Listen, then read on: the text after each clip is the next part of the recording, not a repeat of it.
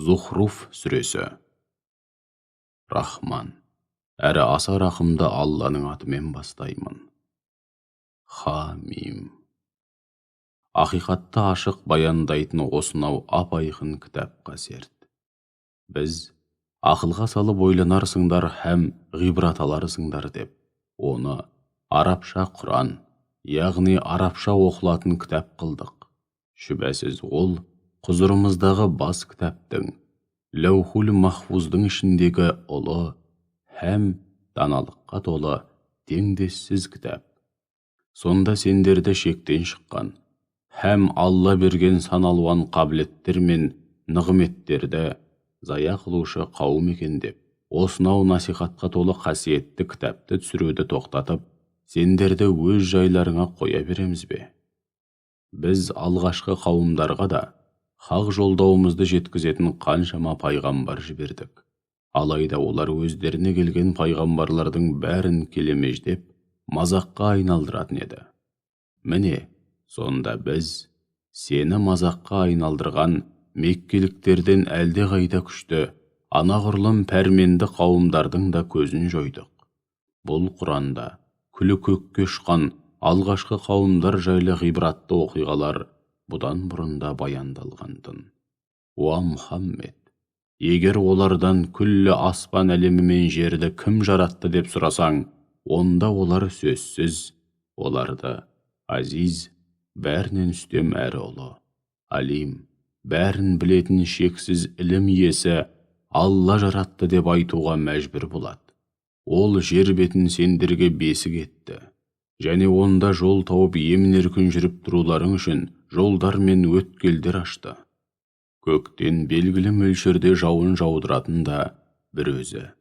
Нәтижеде, біз сол жауынның суымен өлі елді мекенге қайтадан жан бітіреміз. Міне сендер де дәл солай қайта тірілген күйде қабірлеріңнен шығарыласыңдар. Сондай-ақ жаратылыс атаулыны жұп-жұбымен жаратқан және сендер үшін мініс көлік ретінде кемелер мен жануарларды жаратқан да бір өзі. Оларға емін-еркін мініп, жайғасарсыңдар және сол кезде Раббыларыңның нығметін естеріңе алып былай деп айтарсыңдар. Бізге осы мініс көлікті бағынышты еткен Алла мінсіз, кемшілік атаулыдан ада, һәм лайықсыз сипаттардан пәк, әйтпесе біздің оған шамамыз жетпес еді. Шүбәсіз біз түбінде Раббымызға қайтамыз. Соған қарамастан мүшіріктер кейбір құлдарын оның бір бөлшегі санайды. Алланың бауыр еті балалары бар дегенді шығарады. Адам баласы шынында да Құдайын танымайтын рахметі жоқ жаратылыс. Ей мүшіріктер, сонда ол жаратқан пенделерінің арасынан мына сендер қор санайтын қыздарды өздеріне бала етіп алып, ұл балаларды сендерге арнат дейсіңдер ме? Олардың бірі өздері Рахманға лайық көретін, яғни телейтін қыз баламен сүйіншіленгенінде жүзі қап-қара боп түтігіп кетеді де іштей ашуға булығады. Сонда олар өздерінің түсінігіндегі тек әшекейлеп сәндеп өсірілетін һәм жауласып дауласқанда көбіне сезімге беріліп кететіндіктен өз ойы мен мақсат мұратын ашып, анық жеткізе алмайтын, сөйтіп өз мүддесін өзі қорғай алмайтын қыз баланы Аллаға телуде ме? Осылайша олар Рахманның хас құлдары болған періштелерді өздері қор көретін әйел жамағатына балап, періштелер Алланың қыздары дейді. Сонда олар періштелердің қалай жаралғанына куә болып па? Олардың мұндай жалған куәлігі міндетті түрде жазылады, және сол үшін жауапқа тартылады. Олар, егер Рахман қаласа, біз оларға табынбас едік дейді. Әйтсе де, олардың бұл мәселеге, яғни Алланың қалауы мен пенделердің қалауы һәм іс-әрекеттеріне қатысты ешқандай ілімі жоқ. Олар ойларына келгенді айтып, құр сандырақтап жүр. Одан басқа түк демес. Жоқ әлде біз оларға Құраннан бұрын оқып басшылыққа алыңдар деп басқа кітап беріп едік. Сөйтіп олар соған жабысып жүрме? Жоқ, олар ешқандай кітапты басшылыққа алып отырған жоқ. Олардың бар айтқаны: біз ата-бабаларымыздың осы дінді берік ұстанғанын көрдік, біз де солардың басқан ізімен жүріп келеміз деу болды. Сол сияқты, өзіңнен бұрын қай елді мекенге ескертуші пайғамбар жіберсек те, сол жердегі дүниенің буына масайраған бай шонжарлар: біз ата-бабаларымыздың осы дінді, осы жолды тұтқанын көрдік, біз де солардың ізін басып келеміз деп айтқан еді. Хақ пайғамбар оларға: егер мен сендерге ата-бабаларыңнан көрген діндеріңнен анағұрлым дұрыс һәм хақ дінді әкелсем де, сол баяғы ата-бабаларыңның жолын қуасыңдар ма деген еді. Алайда қай елдің болмасын бай шонжарлары өздеріне келген хақ елшілеріне: расында біз сендер арқылы келгеннің бәрін жалғанға шығарамыз, әкелгендеріңнің бірде-біріне сенбейміз деп жауап берді. Біз ақырында олардың сазайын беріп, мүміндер үшін олардан өш алдық. Міне пайғамбарларға, олар жеткізген қасиетті жолдауға сенбегендердің ақыры не болды көрдің бе? Кезінде Ибраһим пұтқа табынатын әкесі мен қауымына: біліп қойыңдар, мен шынында сендердің табынып жүрген құдайларыңнан аулақпын. Мен өзімді жоқтан жаратқанға ғана табынамын. Ол мені тура жолға бастайды деген еді. Алла таухид сенімінің ұраны болған осынау сөзді, жалған сенімдерді тәрк етіп, хақ дінге қайтсын деп, одан кейінгі нәсілдерге мәңгілік мұра етіп қалдырды. Расында мен бұлардың, меккеліктердің өздерін де, ата-бабаларын да өздеріне хақ, кітап пен ақиқатты ашып түсіндіретін пайғамбар келгенге дейін ағыл-тегіл нығметке бөлеп өмір сыйладым. Ақыр соңында өздеріне хақ кітап келгенде олар: бұл бір сиқыр, біз оны мүлдем жалғанға шығарамыз десті. Сондай-ақ олар: бұл Құран мына екі шаһардың, Мекке мен Таифтың біріндегі бетке ұстар бір ұлыққа түсірілу керек емес пе еді десті. Уа Мұхаммед, сонда біреуді пайғамбарлыққа лайық көріп, енді біреуді лайық көрмейтіндей Раббыңның рахмын үлестіру солардың еншісінде ме екен? Пайғамбарлықты былай қойғанда, бұл дүниеде олардың ризық несібелерін де мына біз үлестірдік. Сондай-ақ бірін-бірі жалдап қолдансын, біріне-бірі септігін тигізсін деп, олардың кейбіреулерінің бақ дәрежесін кейбіреулерінен жоғары қылдық. Ендеше Раббыңның кім көрінгенге нәсіп ете бермейтін иман, тура жол және пайғамбарлық сынды рахмы болса, олардың бар жиып тергенінен де қайырлы. Егер адамдар бақ дәулеті тасыған кәпірлерге қызығып, тек дүние қуып, ақиретті ұмытып, нәтижеде жаппай күпірлікке бой алдырған бірыңғай кәпір үмбетке айналмайтын болғанда, бұл дүниені басы бүтін кәпірлерге беріп, Рахманға күпірлік қылған әрбір кәпірді сансыз байлыққа кенелтер едік те, олардың үйлерінің төбесімен басатын баспалдақтары саф күмістен құйылған болар еді. Һәм үйлерінің есіктері мен шалқая түсіп жайғасып отыратын орындықтары да саф күмістен құйылған болар еді. Сондай-ақ оларды алтынға һәм басқа да баға жетпес асыл дүниелерге әбден қарық қылар едік.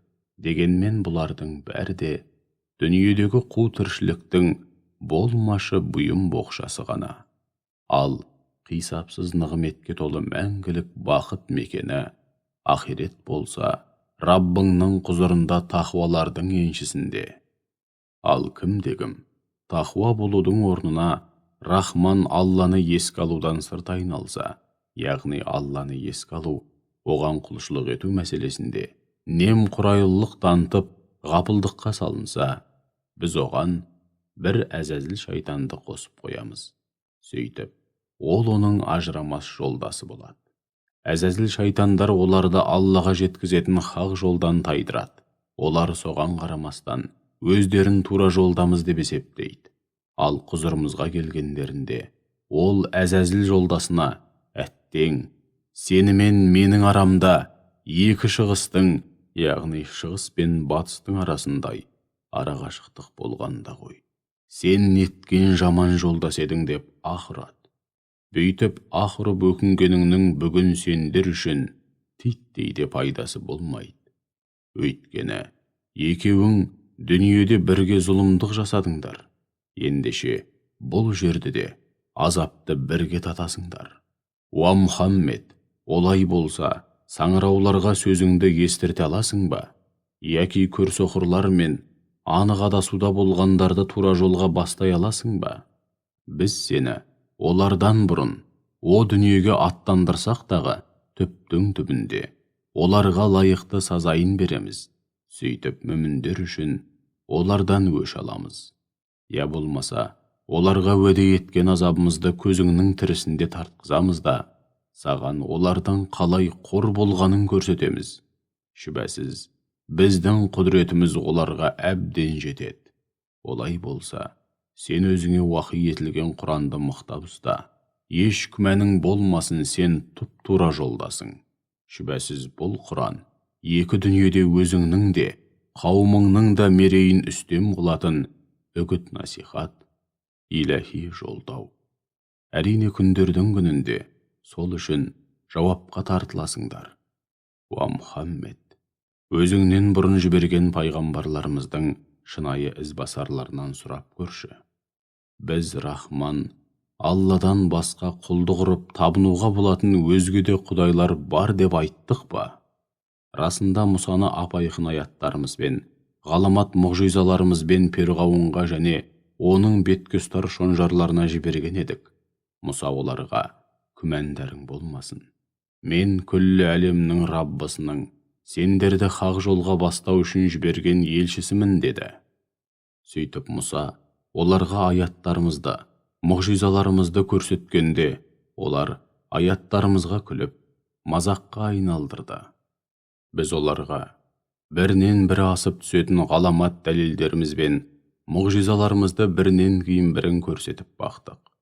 Сондай-ақ, райларынан қайтар мекен деп оларды бірінен бірі өтетін сан қилы азапқа салып жазалап та көрдік. Олар күпірліктері себепті қандай да бір азапқа душар болғанда Мұсаға келіп, әй сиқыршы, Алланың өзіңе берген уәдесі бойынша біз үшін Раббыңа дұға етіп жалбарын, бізді кешірсін.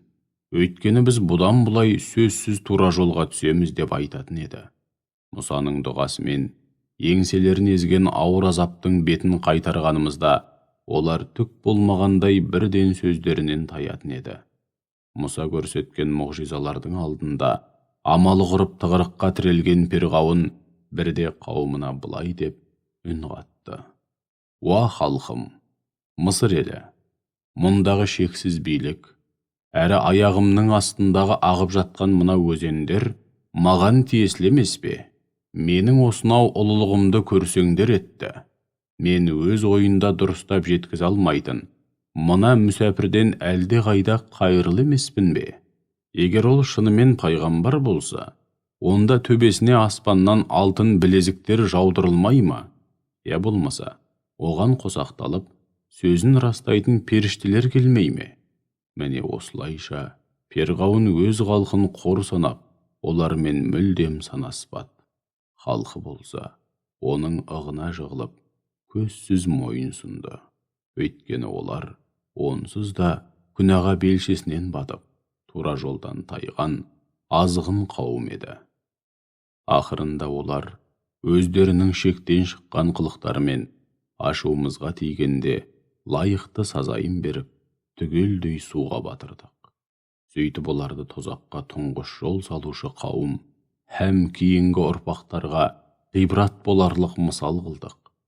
Мәриям ұлы Иса да Алланың құдіреті күшті жалғыз Құдай екенін дәлелдеу мақсатында мысал ретінде келтірілгенде, қауымың оны менсінбеген сыңай танытып, һәм бұл мысалды түкке тұрғысыз санап, бірден даурығып, күлген еді. Сонда олар, біздің құдайларымыз үстем бе, жоқ әлде Иса ма деді. Олардың сондағы бар ойы сенімен сөз таластыру ғана, одан басқа түк емес. Сөз таластыруды былай қойғанда, олар жалғанға жаны құмар, барып тұрған сотқар қауым. Әйтсе де ол, Иса, өзіміз нығметке бөлеген, яғни пайғамбарлық міндет жүктеген ерекше құл еді. Біз оны Израиль ұрпақтары үшін одан үлгі алып тура жолға түсер ме екен деп ерекше үлгі өнеге қылдық. Егер қаласақ, араларыңнан кейбіреулерді періште қылар едік. Сөйтіп, олар да өздерің сияқты өсіп өніп, жер бетінде тіршілік етер еді. Сондай-ақ ол, яғни Мәриям ұлы Иса, һәм оның мұғжизалары қиямет қайымның міндетті түрде орнайтынын әрі таяп қалғанын көрсететін бірден бір белгі. Ендеше оған күмән келтіруші болмаңдар. Сондай-ақ, ақиреттегі мәңгілік бақытқа қол жеткізгілерің келсе, маған еріңдер. Нағыз тура жол міне осы. Абайлаңдар. Шайтан сендерді осынау хақ жолға түсуден тежемесін. Өйткені ол сендерге анық дұшпан. Иса ап-айқын мұғжизалармен келді де, қауымына күмәндарың болмасын. Мен сендерге хикметпен яки пайғамбарлық міндет және даналыққа толы кітаппен, сондай-ақ араларыңда келіспеушілік тудырған кейбір мәселелерді ашып түсіндіру үшін келдім. Олай болса, Алланы лайықты түрде ұлықтап, оған қарсы келуден сақтаныңдар және маған қалтқысыз мойынсұныңдар. Шүбәсіз, Алла менің де Раббым, сендердің де Раббыларың. Ендеше оған құлшылық етіңдер.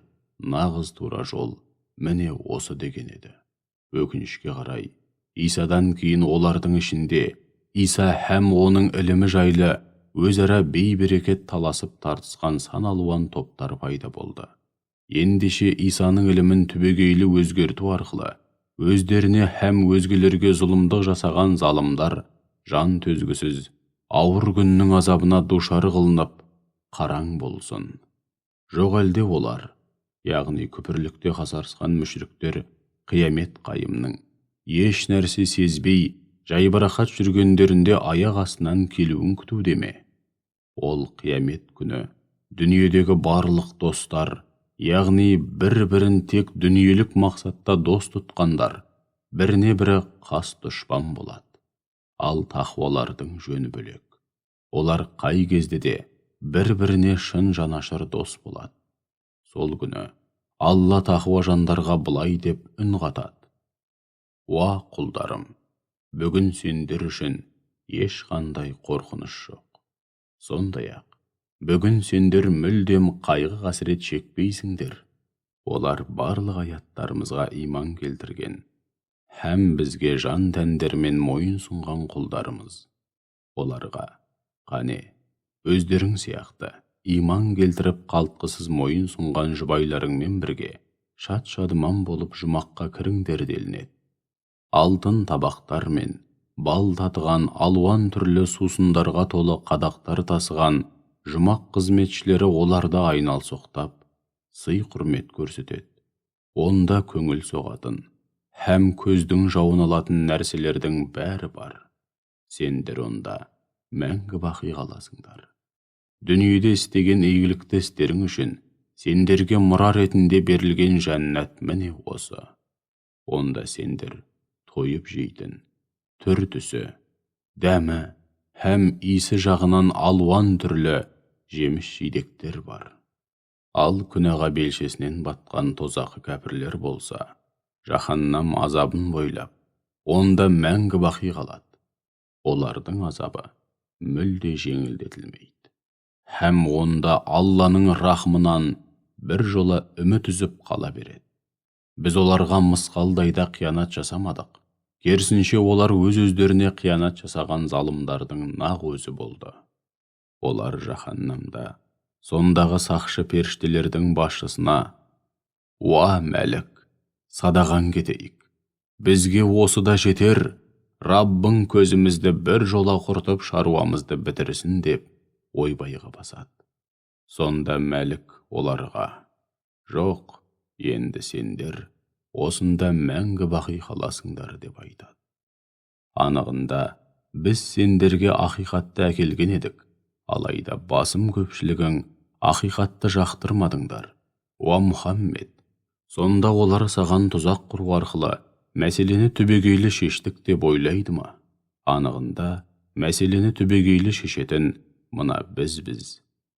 Әлде бізді бір-біріне сыбырлап айтқан сырлары мен құпия кеңестерін естімейді деп ойлай ма? Естігенде қандай? Сондай-ақ әркез қастарынан табылатын елшілеріміз, періштелеріміз де олардың барлық сөздері мен істерін жазып алуда.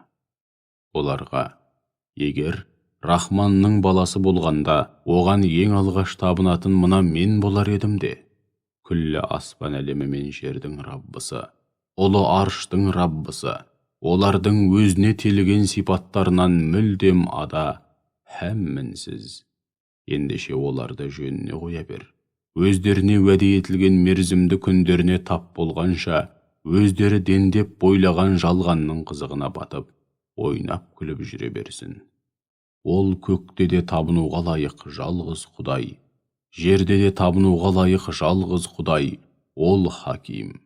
Әрісі мен үкімі көп деген хикметтерге толы асқан даналық иесі, Алим, бәрін лайықты түрде білетін, шексіз ілім иесі. Күллі аспан әлемінің, жердің және көк пен жердің арасындағы барлық нәрсенің бар билігі мен иелігі бір өзіне ғана тән болған, қисапсыз нығмет пен құт берекенің жалғыз иесі, Алла қандай ұлы десеңші. Қиямет сағаты жайлы нақты мәлімет те бір өзінің құзырында. Ақыр соңында бәрің де оның құзырына қайтарыласыңдар. Мүшріктердің Алладан басқа тәңір тұтып, жалбарынған құдайлары Хақ тағаланың құзырында шапағат ете алмайды. Ал саналы түрде һәм хақ ілімге сүйене отырып, ақиқатты, яғни Алланың құдіреті шексіз жалғыз Құдай екенін растап, куәлікке жүргендердің жөні бөлек. Олар Алланың құзырында шапағат етуге құқылы. Егер мүшріктерден сендерді кім жаратты деп сұрасаң, шүбәсіз Алла деп айтады. Ендеше олар қалай ғана осынау ақиқаттан алшақтатылып, теріс жолға түсірілуде. Алла тағала пайғамбарының: «Уа Раббым, расында бұлар Құдайға сенбейтін қауым» деп, қауымы үшін қам жеп қатты қынжылғанын да біледі. Уа Мұхаммед, ендеше кәпірлердің сөздері мен қылықтарын көңіліңе алма, оларға есендік тілеп, өз жолыңмен жүре бер. Олар күпірліктің өздерін қандай құрдымға құлататынын әлі-ақ білетін болады.